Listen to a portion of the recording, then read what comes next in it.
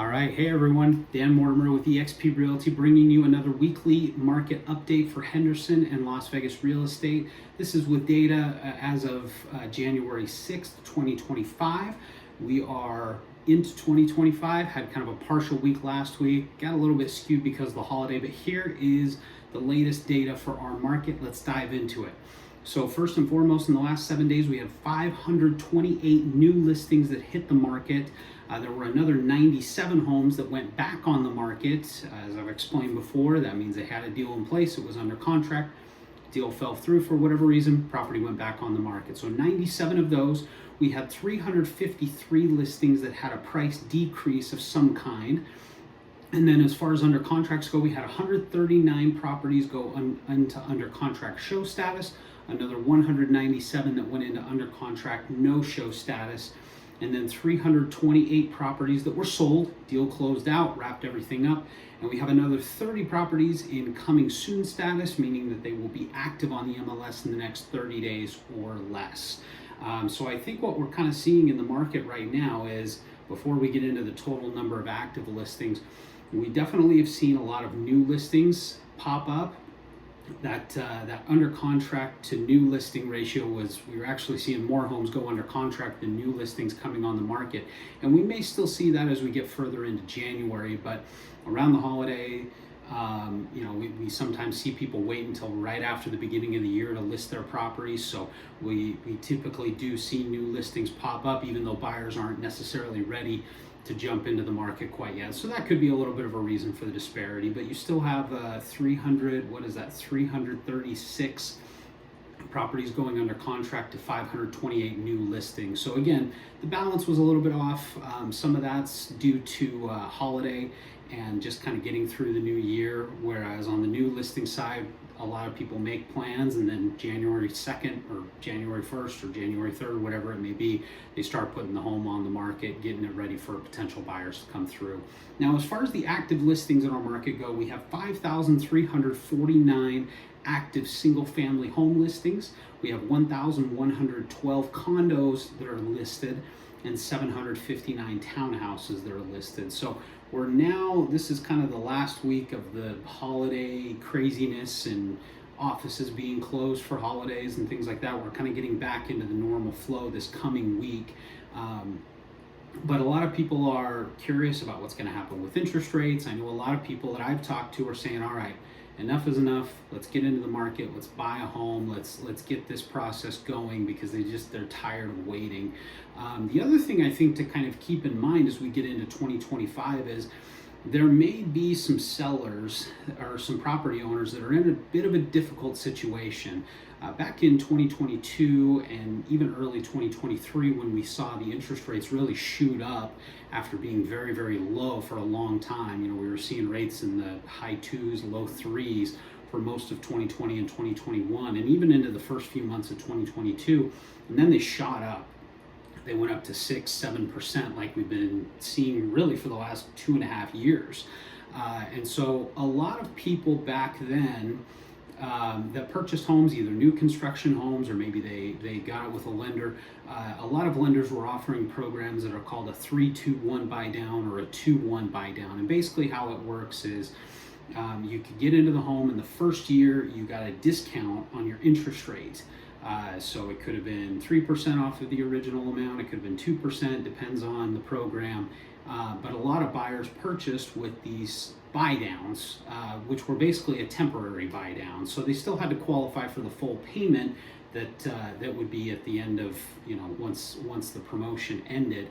But they were getting a discounted interest rate, which went from basically, it increased 1% every single year that they own the home. So for a lot of homeowners, they're now getting into the second or a third year of these interest rates, and they're losing these discounts. Their home prices are going up, and so it could be that we see some people that are in a difficult spot. We're hoping that the interest rates would come down and they'd be able to refinance. We may start to see some of those people putting their homes on the market. It could be that they have enough equity that they can just refinance and pull out some cash from their home. But it wouldn't surprise me if we do start to see new listings pick up as we start to see more buyer demand coming into the market. That's just an external factor to kind of keep an eye on. I know a lot of people are concerned about prices, a lot of people are concerned about inflation, and I think we're seeing buyers come into the market more and more. And 2025, I do think we're going to have a much stronger buyer demand than we've seen the last 2.5 years. Just because we haven't really seen the prices go down. They maybe been a little bit flat at times, but they've been going up and up. And so it'll be interesting to see if that affects our inventory, because lenders and builders in particular were really motivated to keep processing loans, keep selling homes, and getting buyers into properties. And when you're buying a home and you have an opportunity to get it at a 3 or 4% interest rate, but then that becomes 5, and then it becomes 6, and then it becomes 7, or whatever it may be, it definitely creates a difficult situation for some homeowners that might feel they're a little bit stuck. Maybe they don't have enough equity to pull out of the home, so they can't refinance, or they can't necessarily get a significantly lower interest rate now than they could back then. So it's creating an interesting situation, and we'll kind of keep an eye on things as they go along. But something to keep an eye on, and it wouldn't surprise me if we see the number of new listings pick up quite a bit as we get into the new year. The challenge for buyers is, I think we're still going to see very strong buyer demand. A lot of people are still coming in from out of state. Las Vegas continues to be a very much a growing market. We're seeing more people coming in. We're also seeing a lot of these hedge funds and iBuyers and investors, big time investors that are buying homes up and renting them out. So it wouldn't surprise me if we continue to see the inventory stay pretty steady, if not go down. But it's something to keep an eye on as we go into 2025. But that is an external factor that I think should be something that people keep in mind. Unless we see the interest rates drop quite a bit in 2025, it could be that we see a lot of homeowners that get into that tight spot and feel like they have to sell and either go back to renting or downsize or figure something else out in order to not get into a tough financial situation. So, but I think our market continues to be very balanced.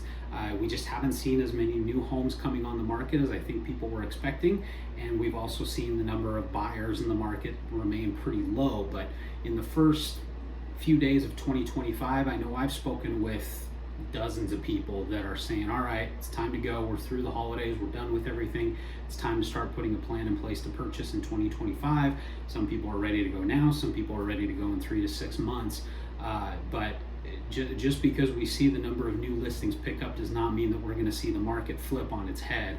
Like I mentioned, there are a lot of buyers that have been making plans to purchase, and it wouldn't surprise me if we continue to see a very strong absorption rate, which means basically the number of under contracts being on par of or even above the number of new listings hitting the market as we get into 2025. So lots of reasons for optimism, lots of reasons for excitement. If you are a seller that's in one of those tight situations, maybe you have another rate increase coming up, and you're concerned about being able to stay in your home, or you're concerned about the rate that you're paying. There are 2 ways that you can support this channel. One of them is set up a one-on-one consultation with me. We can go over your situation. We can learn.